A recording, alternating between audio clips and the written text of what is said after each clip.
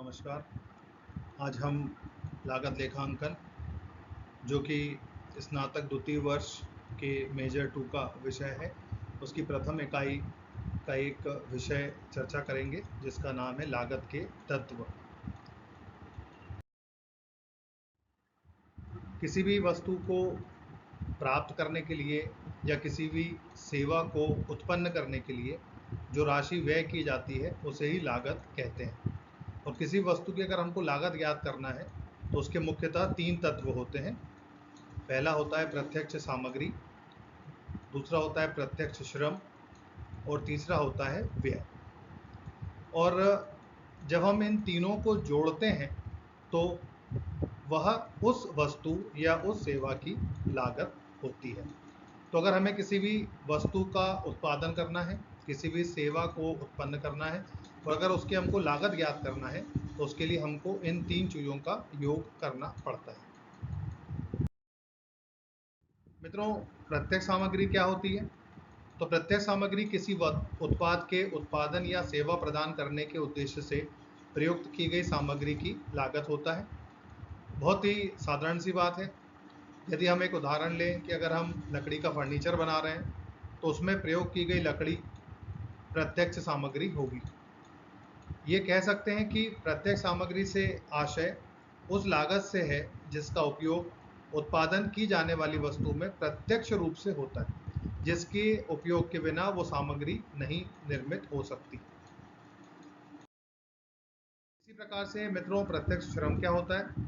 तो जैसा कि हम समझ रहे हैं, प्रत्यक्ष श्रम लागत उन कर्मचारियों की मजदूरी की लागत है जिन्हें किसी वस्तु या सेवा के उत्पादन में स्पष्ट रूप से संबंध किया जा सकता है या पहचाना जा सकता है।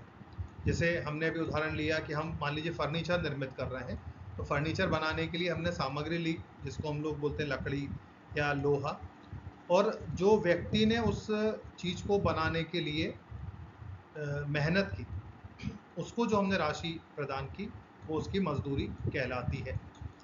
इसमें विशेष बात यह है कि इसमें सिर्फ वह श्रम लागू किया जाता है जो सीधे सीधे उस वस्तु से के निर्माण से संबंध में है।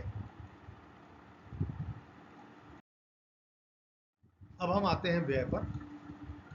लागत के तत्व के रूप में व्यय के अंतर्गत सामग्री व श्रम के अतिरिक्त अन्य खर्चे शामिल किए जाते हैं। तो किसी वस्तु को बनाने के लिए जो सामग्री लगेगी वो सामग्री में चली गई, प्रत्यक्ष सामग्री में।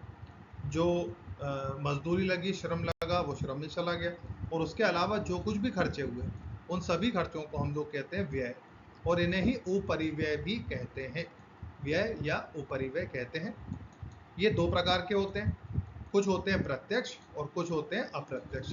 प्रत्यक्ष व्यय ऐसे व्यय होते हैं जिन्हें किसी वस्तु को बनाने के लिए प्रत्यक्षतः उपयोग किया गया है, मतलब उस व्यय के बिना वह वस्तु उत्पन्न होना या बनना संभव ही नहीं है। उदाहरण के लिए अगर हम फिर से वही पुराना उदाहरण देखें कि हमने फर्नीचर बनाने के लिए काम शुरू किया, उसके लिए हमें लकड़ी की ज़रूरत है। उस लकड़ी को क्रेता के यहाँ से लाकर और हमारी कारखाने तक लाने की जो मजदूरी है, जो पैसे खर्च होंगे, वो उसकी प्रत्यक्ष लागत या प्रत्यक्ष व्यय कहलाएगा। और अप्रत्यक्ष व्यय वो होते हैं जो कि किसी एक वस्तु से संबंधित नहीं है, कई वस्तुओं को मिला के या पूरे हमारा जो कारखाना है या जो हमारा कार्यालय है या जो भी काम हम कर रहे हैं उस पर ओवरऑल कुल मिला के जो व्यय होता है। जैसे कि अप्रत्यक्ष व्यय के उदाहरण क्या हो सकते हैं, प्रकार क्या हो सकते हैं?